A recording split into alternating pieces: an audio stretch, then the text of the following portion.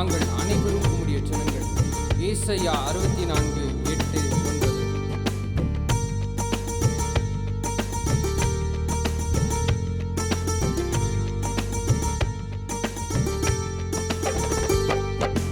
களிமண்ணானேனே களிமண்ணானேனே உம் கரத்தில் நான்